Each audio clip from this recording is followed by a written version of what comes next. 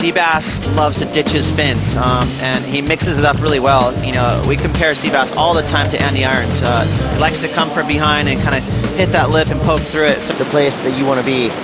So we're going to start it off with the Spartan. This is Michel Bourez taking the high line. Now going into that big open face gouge that we've been talking about. Straight into another powerful turn. Bam, Bourez hammering it home, pushing that Firewire surfboard to the limits of its strength and just leaning on his heels through his turn. The flow sometimes gets taken away, but I don't think on this wave. I think this was perfect. Some of the most seamless surfing I've seen from Michel. Watch this. This is like Mick Fanning-esque. In between turns, everything really smooth. Look at that rail. Wow, so much zip off that turn. That was definitely my favorite. And then I love how he mixed it up, Chris. Just a little layback hammer there to put a capper on it. That's got to be an excellent score. That was going to be his last wave. This is our first look at Sebastian Zietz. Can he tick the boxes for the judges? Speed, power, flow. So far, that's exactly what they want to see. Big turns like that. Sebastian reacting nicely to an opening wave that for all intents and purposes will be in the near excellent range, and that's exactly what Sebastian needed to do. Holy moly, they just definitely took the gloves off. That was a great comeback there from Seabass. You know, we were wondering if he was going to get a little deflated, maybe if he got a wave that didn't allow some great surfing. That would have been a bummer for him, but he just fought right back with that. And again, Seabass, another guy that can be not as clean around the edges, but very clean surfing on this wave. You know, pretty seamless. A couple of big major maneuvers. I love that extra torque on that carve. You know, even though the wave got kind of frothy right here, he just clicked the fins, released the tail, looking really sharp and zippy. Wow, look, he even got a little aerial off that bottom turn. So that board is looking really sparky from Seabass. Great comeback. When the judges, you know, at a wave like Chopo or Pipeline, they start with a 10 basically, because if you drop in to get a huge barrel, they just leave it at a 10. But you know, this secret that we haven't seen, and now of course he is a household name, and here he goes again. So the second wave for Sebastian Zietz, and he goes up into the inverted frontside grab rail reverse, and generally makes that maneuver. Cleanest ones we've seen all morning. All right, this is live, answering back. The Spartan, Michel Bourez, deep bottom turn. Massive attack, hammering the lip. Goes straight up into the whitewater again, a little setup turn. Again, a little bit late to the party, so with an incredible start. But well, here you go. Let's just all keep our eyes peeled on this first turn. This is a thing of beauty. Hit the pause button. Bam. Wow, that is, I'm surprised the tail of his board is still in one piece. But that right there, he got caught behind, a little stuck on that, and he just couldn't quite finish it off. So now, you know, he really has to, you know, keep searching for that second wave. Same with Seabass, trying to get creative here and create a score out of a wave that closed out. We thought for sure he was coming out of that, but there's a lot of time left. So, you know, we talk about the mental battle. Seabass just has that upper hand. Well, here goes, Seabass found one. Well, let's see. Sebastian Zietz, nice deep bottom turn, starting off a little bit slower of a tempo in this one, but now he kicks it in high gear, goes vertical, blasts the tail. Going for that grab rail tail blow. Catches it clean, now caught behind just a little bit.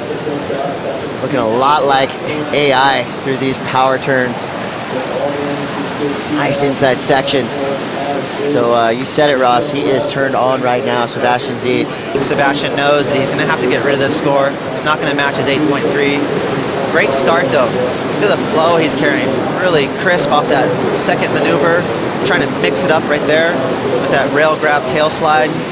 This is where he catches just a little rail. Right there, but then he makes up for it with a nice little quick snap there in the hook. So again, it's just going to be an okay score. And he knows at the end of the day, I want to, you know, he's going to want to grab another excellent score to really put it to Michel Bourez. But again, I like the tempo for Seabass. Again, there's a lot of waves out here, a lot of opportunities, and that's his rhythm. That's how he likes to surf, knocking out Mike Tyson in the Bronx. You know, that's a tough one there, and so he's got that awesome hashtag over Michel Bourez. Michel not needing much, a 6.94, and just out of the break. Seabass trying to improve on a 5.77.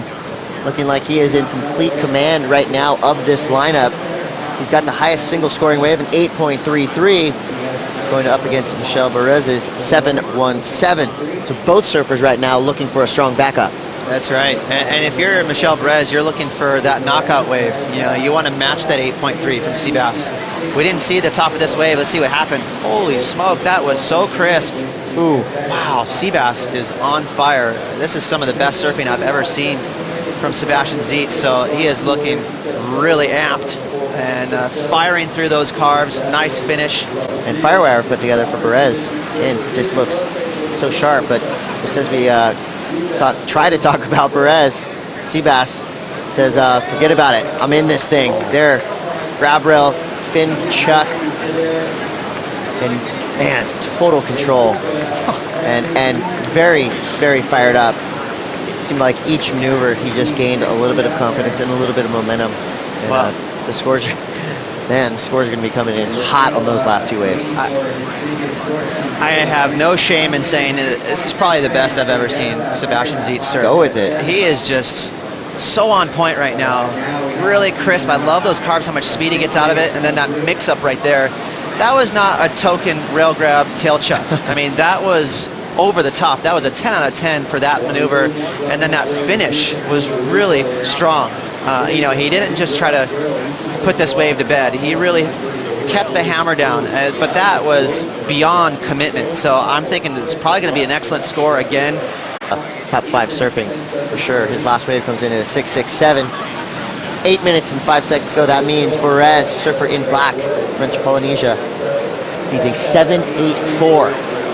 So not a huge ask, and that is basically a 2-turn combination for a guy like Bourez. So we'll see if he's got that left in his tank. I think it's going to be a little bit more difficult with that last wave. You know, Ross is putting it up in the excellent range, and the judges are going to agree with you. An 8.27.